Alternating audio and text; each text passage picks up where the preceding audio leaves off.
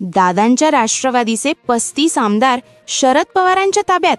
एक बातमी संपूर्ण महाराष्ट्रात जिने राजकीय भूकंप घडवून आणला. हे ऐकायला धक्कादायक वाटेल, पण शरद पवार यांना राजकारणातील भीष्म पितामह म्हणतात. ज्यांचं वय वाढलं होतं, दादांच्या अपघाती निधनामुळे तो पक्ष कोणाकडे जाणार? जरी सुनेत्रा वहिनींनी शपथ घेतली होती आणि त्यांच्याकडे दादांनी इतकी मंत्रिपदे दिली नव्हती, अर्थ खातेही दिलं नव्हतं, त्यामुळे त्यांची पावर कमी झाली अशी चर्चा केली जात होती. राष्ट्रवादीचे विलिनीकरण अजिबात होणार नाही असंही बोललं जात होतं. पण अचानक 35 आमदार दादांच्या राष्ट्रवादीचे शरद पवारांच्या ताब्यात अशी एक बातमी समोर आली. खरं तर या बातमीने महाराष्ट्रात एक खळबळ निर्माण केली. शरद पवार यांच्याविषयी अशा काही गोष्टी बोलल्या जातात की जे शरद पवारांच्या मनात असतं ते करत नाही, आणि जे ते करतात ते कोणाच्या लक्षात येत नाही. अशा प्रकारच्या गोष्टी त्यांच्याविषयी बोलल्या जातात. पण अशीच काहीतरी बातमी समोर आली, ती म्हणजे 35 आमदार हे शरद पवारांच्या ताब्यात आणि राष्ट्रवादीच्या राजकारणातून सुनील तटकरे आणि प्रफुल्ल पटेल आऊट. अशी बातमी समोर आल्यानंतर राजकारणात सगळ्यात मोठा भूकंप झालाय. भूल दिल्याशिवाय ऑपरेशन होत नाही आणि दिशाभूल केल्याशिवाय राजकारण करता येत नाही, हे वाक्य सध्या महाराष्ट्राच्या राजकारणात अक्षरशः तंतोतंत लागू होतंय. जेव्हा एखादा वस्ताद शांत असतो तेव्हा समजावं की समोरच्या पैलवानासाठी त्याने कधीच काटा काढून ठेवला आहे.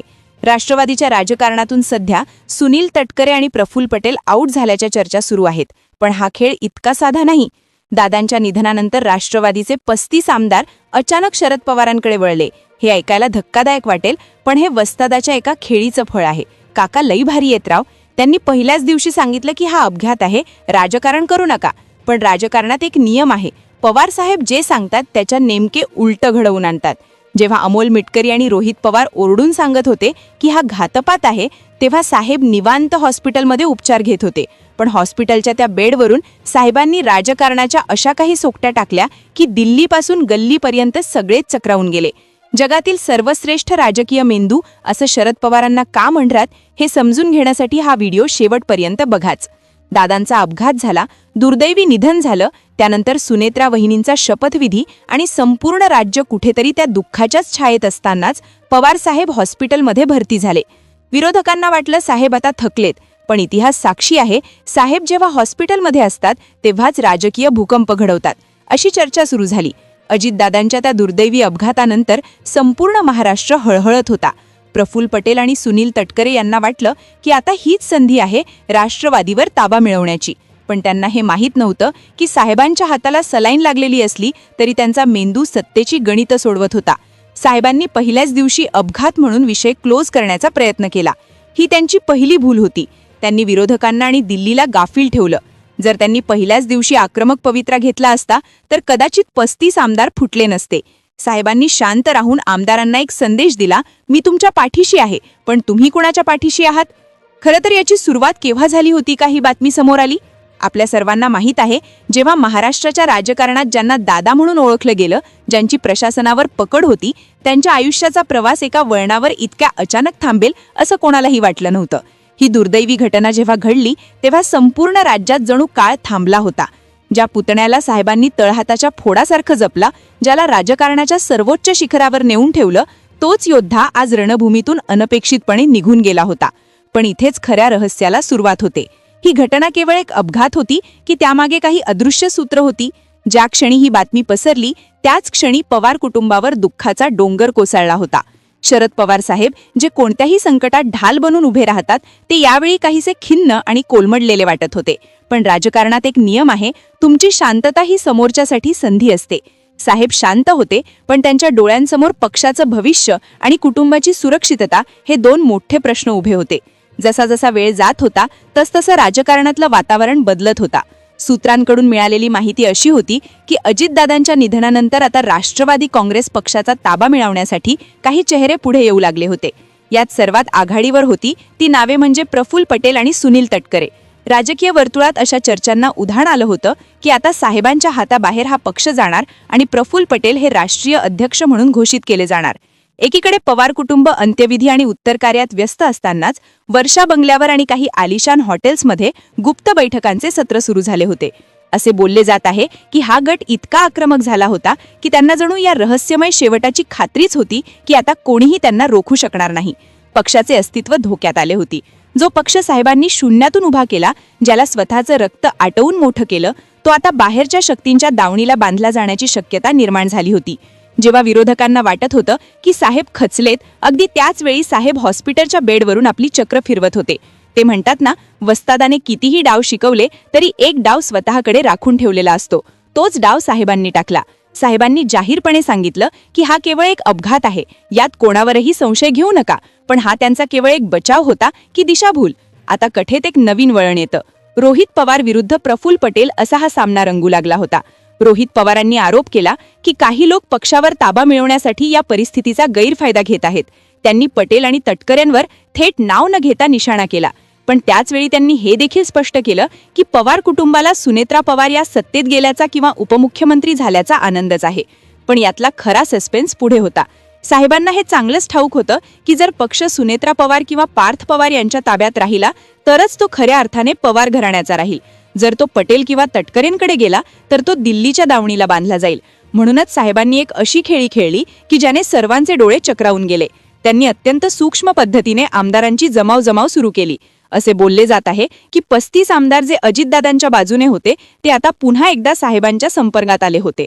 मुंबईच्या त्या काळोख्या रात्री सिल्वर ओकच्या परिसरात एक वेगळीच शांतता पसरली होती. पावसाची संततधार सुरू होती आणि त्याच गतीने राजकारणाची चक्रेही फिरत होती.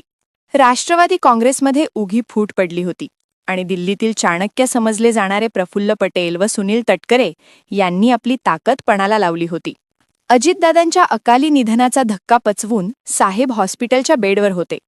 पण त्यांचा मेंदू मात्र महाराष्ट्राच्या नकाशावर नवनवीन खेळी रचत होता. याच वेळी या कथेमध्ये एक असं पात्र समोर आलं ज्याची कुणी कल्पनाही केली नव्हती. राज ठाकरे. राज ठाकरेंनी एका जाहीर सभेत तो शब्द टाकला ज्याने दिल्लीच्या तंबूत घबराट पसरवली. राष्ट्रवादीसारख्या मराठी मातीतल्या पक्षाचा अध्यक्ष हा मराठीच असावा, कोणी पटेल नसावा. हे विधान म्हणजे केवळ एक राजकीय टिप्पणी नव्हती. हे एक असं अदृश्य अस्त्र होतं जे साहेबांनी लांबून चालवलं होतं. राज ठाकरेंना हे बोलण्यासाठी कोणी प्रवृत्त केलं? हा एक असा प्रश्न आहे ज्याचं उत्तर आजही त्या हॉस्पिटलच्या बंद खोलीतच दडलं आहे. या विधानामुळे पक्षातल्या आमदारांची अवस्था इकडे आड आणि तिकडे विहीर अशी झाली. ज्या 35 आमदारांनी गुप्तपणे बंडाच्या सह्या केल्या होत्या त्यांच्या लक्षात आलं की जर आपण पटेल कार्डाला पाठिंबा दिला तर उद्या मतदारसंघात जाताना लोक आपल्याला मराठी अस्मितेचे गद्दार म्हणतील. साहेबांनी एकही शब्द न बोलता आमदारांच्या अस्तित्वावरच प्रश्नचिन्ह उभं केलं होतं. सस्पेन्स तेव्हा अधिक गडद झाला जेव्हा साहेबांनी आपल्या लाडक्या सुनेत्रा वहिनींचं नाव अध्यक्षपदासाठी चर्चेत आणलं. ही त्यांची सर्वात मोठी गुगली होती. प्रफुल्ल पटेल जे काही तासांपूर्वी स्वतःला राष्ट्रीय अध्यक्ष समजत होते त्यांच्या स्वप्नांचा चुराडा झाला. सुनेत्रा वहिनींचं नाव पुढे करून साहेबांनी बारामतीची सूत्र बारामतीतच राहतील हे निश्चित केलं आणि अजितदादांच्या समर्थकांना भावनिक साथ घातली. आमदारांना कळून चुकलं की साहेबांच्या विरोधात जाणं म्हणजे राजकीय आत्महत्या आहे. ज्या हॉटेलमध्ये बंडाची रणनीती ठरली होती तिथेच आता माफीनाम्याचे खलिते तयार होऊ लागले. छगन भुजबळांसारख्या ज्येष्ठ नेत्यांनाही साहेबांच्या या मास्टर गेमचा अंदाज आला नाही. ते जेव्हा साहेबांना भेटायला गेले तेव्हा साहेबांनी त्यांच्याशी सत्तेबद्दल चर्चाच केली नाही. त्यांनी फक्त जुन्या आठवणी काढल्या. साहेबांचं हे मौन कोणत्याही शब्दांपेक्षा जास्त प्रभावी होतं. भुजबळांना जाणीव झाली की वाघ कितीही जखमी झाला तरी तो शिकार करायला विसरत नाही. 35 आमदार आता साहेबांच्या एका फोनची वाट पाहत रांगेत उभे होते. हॉस्पिटलच्या त्या बेडवरून साहेबांनी ज्या शिताफीने सोकट्या टाकल्या ते पाहून त्यांचे विरोधकही थक्क झाले.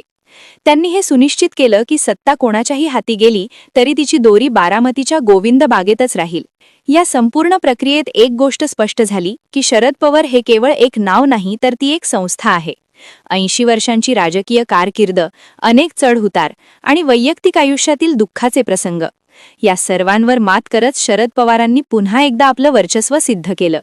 ज्यांना वाटलं होतं की पुतण्या गेल्यानंतर काका संपले त्यांना साहेबांनी आपल्या कृतीतून उत्तर दिलं की मी अजूनही मैदानात आहे. अजितदादांच्या जाण्याचा धक्का मोठा होता, पण त्या धक्क्यातून सावरत शरद पवारांनी जो राजकीय संयम दाखवला तो कौतुकास्पद आहे. त्यांनी पक्षाला फुटण्यापासून वाचवलं, कुटुंबाला एकत्र ठेवलं आणि आपल्या विरोधकांना सत्तेच्या जवळ जाऊनही दूर ठेवलं. राजकारणातला हा सर्वात मोठा क्लायमॅक्स आहे. शेवटी वस्ताद तोच असतो जो शेवटपर्यंत आपला मुख्य डाव कुणालाही कळू देत नाही. साहेबांनी हे सिद्ध केलं की महाराष्ट्राच्या मातीतला हा भीष्माचार्य आजही तितकाच अभेद्य आहे. त्यांच्या चेहऱ्यावरचं ते गूढ स्मित सांगून जात होतं की खेळ संपलेला नाही, तर त्यांनी फक्त नवीन खेळाची सुरुवात केली आहे. मित्रांनो, आतापर्यंत जी माहिती आपण पाहिली ती वेगवेगळ्या सूत्रांकडून आणि सध्या सोशल मीडियावर ज्या चर्चा सुरू आहेत त्यावरून समोर आली आहे. पण मला इथे एक गोष्ट स्पष्ट करायची आहे की हा व्हिडिओ कोणाच्याही भावना दुखवण्यासाठी किंवा अफवा पसरवण्यासाठी बनवलेला नाही. हे सर्व दावे आणि हा जो काही घटनाक्रम आपण पाहिला ही केवळ एक शक्यता आहे. तपासात काय निष्पन्न होईल हे येणारा काळ सांगेल. पण एक नागरिक म्हणून आणि दादांचे चाहते म्हणून आपल्या मनात अनेक प्रश्न आहेत की नक्की त्या रात्री काय घडलं असेल. तो तांत्रिक बिघाड होता की खरोखर कोणता कट होता. CIDचा अंतिम अहवाल येईपर्यंत आपण कोणत्याही निष्कर्षावर पोहोचू शकत नाही. माझा उद्देश फक्त इतकाच आहे की ज्या काही शंका जनसामान्यांच्या मनात आहेत त्या मांडणे. आता मला तुम्हाला विचारायचं आहे, तुम्हाला काय वाटते? रोहित पवारांनी उपस्थित केलेले मुद्दे आणि CIDच्या तपासातील हे धागेदोरे पाहता ही घटना केवळ एक अपघात असू शकते का, की यामागे खरोखर काहीतरी वेगळं शिजत आहे? तुमचं जे काही मत असेल ते खाली कमेंट बॉक्समध्ये नक्की सांगा, कारण तुमची प्रत्येक कमेंट या विषयाला अधिक स्पष्टता देऊ शकते. हा व्हिडिओ जास्तीत जास्त शेअर करा जेणेकरून ही चर्चा अधिक लोकांपर्यंत पोहोचेल. पुढील अपडेटसाठी चॅनलला सबस्क्राईब करायला विसरू नका. धन्यवाद. जय महाराष्ट्र.